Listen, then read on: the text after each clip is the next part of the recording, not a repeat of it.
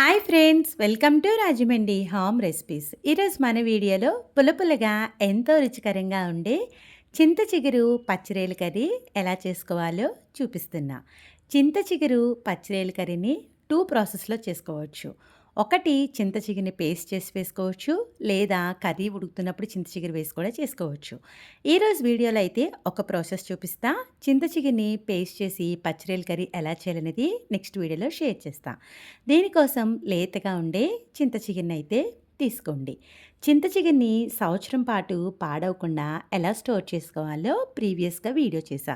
అలా గనక స్టోర్ చేసుకున్నారంటే సీజన్ కాని టైంలో కూడా చింత చికెన్ ఫ్లేవర్ ఎంజాయ్ చేస్తూ కర్రీస్ చేసుకోవచ్చు. కాస్త వెడల్పుగా ఉండే బేషన్‌లో వేసుకొని రన్నింగ్ వాటర్ దగ్గర పెట్టేసి చింత చిగురిని నీట్‌గా కడిగేసేయండి. చింత చిగురు చూడడానికి నీట్‌గానే ఉన్నా మనకి మట్టి అనేది ఉంటుందండి. ఇలా ఒక 2 సార్లు నీట్‌గా కడిగేసుకోవాలి. పైపైన చింత చిగురు ఈజీగానే క్లీన్ అవుతుంది గానీ, అడుగునున్న చింత చిగురు తీసుకోవడానికి ఇలాగా స్ట్రైనర్ గానీ, టీ ఫిల్టర్ గానీ పెట్టారు అంటే, అడుగునున్న చింత చిగురు కూడా ఈజీగా వచ్చేస్తుంది. స్ట్రైనర్‌లో వేసి ఒక 5 నిమిషాలు ఉంచేయండి. ఎక్సెస్ వాటర్ పోతుంది. తర్వాత కాటన్ క్లాత్ మీద వేసి ఒక 20 మినిట్స్ పాటు ఉంచారంటే చక్కగా డ్రై అవుతుంది.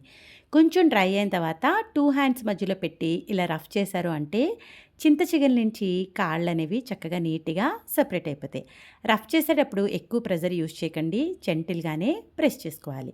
ఇలా మొత్తం కాడలన్నీ క్లీన్ చేసేసి చింత చిగురిని నీట్‌గా క్లీన్ చేసుకోండి. మనం క్లీన్ చేసి పెట్టుకున్న పచ్చరేల్లోకి కొద్దిగా సాల్టు, నీసు వాసన లేకుండా ఉండడానికి పసుపు, అలానే ఒక స్పూన్ దాకా రెడ్ చిల్లీ పౌడర్ కూడా వేసుకోండి. ఈ ఉప్పు, పసుపు, కారం అంతా కూడా పచ్చరేలకి బాగా పట్టేలాగా కలిపేసుకోవాలి. చూసారు కదా! చక్కగా నీట్‌గా కోట్ అయిపోయింది కదా! ఇప్పుడు ఈ రొయ్యలను మనం స్టవ్ మీద పెట్టి వాటర్ గాని ఏమీ యాడ్ చేయకుండా మూత పెట్టేసి మీడియం ఫ్లేమ్‌లో కుక్ చేసుకోండి. కొద్దిసేపటి తర్వాత పచ్చి రొయ్యల్లో ఆటోమేటిక్‌గా వాటర్ అనేది వస్తుంది. మధ్య మధ్యలో గరిటెతో కలుపుతా రొయ్యల్లో ఉన్న వాటర్ అంతా దగ్గరగా అయ్యేంత వరకు ఎగిరించుకోవాలి. చూసారు కదా! ఇలా రొయ్యల్లో ఉన్న వాటర్ అంతా ఎగిరిపోయిన తర్వాత స్టవ్ ఆఫ్ చేసేయండి. కర్రీ చేసుకోవడానికి పాన్ పెట్టి ఆయిల్ వేసుకోవాలి. నాన్ వెజ్ కర్రీస్‌కి ఎప్పుడైనా కూడా కరివేపాకు వేయండి. ఫ్లేవర్ చాలా బావుంటుంది. క్లీన్ చేసి పెట్టుకున్న కరివేపాకు 3 లేదా 4 పచ్చిమిర్చి వేసుకొని ఫ్రై చేసుకోవాలి. ఇలా ముందుగానే మనం అల్లం వెల్లుల్లి పేస్ట్‌ని నూనెలో ఫ్రై చేస్తే నాన్ వెజ్ కర్రీస్ చాలా బావుంటాయి. మసాలా ముందే ఫ్రై చేసి చూడండి, కర్రీ టేస్ట్ అనేది డిఫరెంట్‌గా ఉంటుంది. అల్లం పచ్చివాసన పోయింది కదా! చాప్ చేసి పెట్టుకున్న ఆనియన్ కూడా వేసుకోండి. ఆనియన్ తొందరగా ఫ్రై అవ్వడానికి ఇది అందరికీ తెలిసిన టిప్పే. ముందే సాల్ట్ వేశారంటే ఆనియన్ చాలా ఫాస్ట్‌గా ఫ్రై అయిపోతుంది. ఇలా టేస్ట్‌కి సరిపడా సాల్ట్ వేసుకొని బాగా కలిపేసి ఆనియన్ ట్రాన్స్పరెంట్‌గా ఫ్రై అయ్యే వరకు ఫ్రై చేసుకోవాలి. చూడండి, ఆనియన్ చక్కగా ఫ్రై అయింది కదా! ఇప్పుడు ఆల్రెడీ ఎగరబెట్టుకున్న మొత్తం పచ్చిరొయ్యలన్నీ కూడా యాడ్ చేసేసుకోండి. ఈ విధంగా మొత్తం రొయ్యలు వేసుకున్నాక బాగా కలిపేసి మూత పెట్టేసి లో టు మీడియం ఫ్లేమ్‌లో ఒక్క 10 నిమిషాల పాటు పచ్చి రొయ్యల్ని ఆయిల్‌లో ఫ్రై చేశారంటే కర్రీ టేస్ట్ చాలా బావుంటుంది. 10 నిమిషాల తర్వాత మూత తీసి ఒక్కసారి గరిటెతో కలిపేసుకోండి. చూడండి, రొయ్యలు కూడా ఆయిల్‌లో బాగా ఫ్రై అయినాయి కదా! ఇప్పుడు మిగిలిన స్పైసెస్ అయితే యాడ్ చేసుకుందాం. పులుపు కూరలకి ఎప్పుడైనా కూడా కారం ఎక్కువగానే వేసుకుంటే బావుంటుందండి. 2 టేబుల్ స్పూన్స్ దాకా కారం కూడా యాడ్ చేసుకోండి.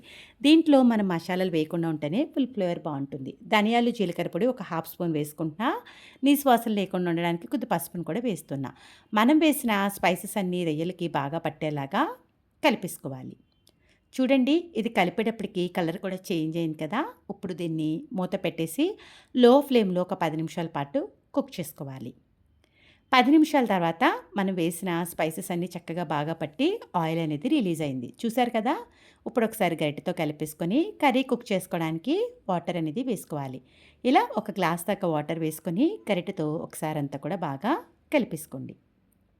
ఇలా కలిపిన తర్వాత మూత పెట్టేసి మీడియం ఫ్లేమ్‌లో ఒక 5-10 నిమిషాల పాటు కుక్ చేసుకోండి. ఒక 10 నిమిషాల తర్వాత వాటర్ అనేది ఈ విధంగా బబుల్స్ వస్తూ కుక్ అవుతుంది కదా!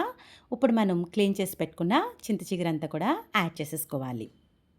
ఇలా మొత్తం చింత చిగురు వేసుకున్నాక గరిటెతో ఒకసారి కలిపేసి ఇదంతా బాగా కలిసిన తర్వాత మూత పెట్టేసి ఒక 10-15 మినిట్స్ పాటు లో టు మీడియం ఫ్లేమ్‌లో మనం కుక్ చేసుకోవాలి. మధ్య మధ్యలో గరిటెతో కలుపుతూ కుక్ చేసుకోండి. ఇది కాస్త దగ్గర పడిన తర్వాత క్లీన్ చేసి పెట్టుకున్న కొత్తిమీరని కూడా వేసుకొని బాగా కలిపిన తర్వాత మూత పెట్టేసి మరొక 5 నిమిషాల పాటు కుక్ చేసుకోండి.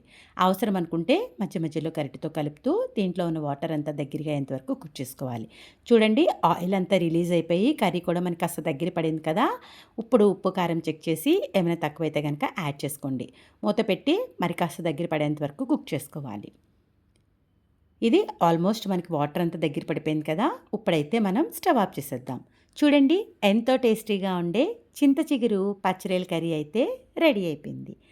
చింత చిగురు పచ్చిరొయ్యల కర్రీ వీడియో నచ్చిందా? అయితే ఒక్క లైక్ ఇవ్వండి. మీరిచ్చే లైక్ వల్ల మన వీడియో ఇలాంటి మరికొంతమందికైతే రికమెండ్ మీరు కూడా ట్రై చేసి ఎలా వచ్చిందనేది మీ అమూల్యమైన ఫీడ్‌బ్యాక్‌ని కామెంట్ సెక్షన్‌లో తెలియజేయండి. Thanks for watching my video. Please like, comment, share, subscribe my channel.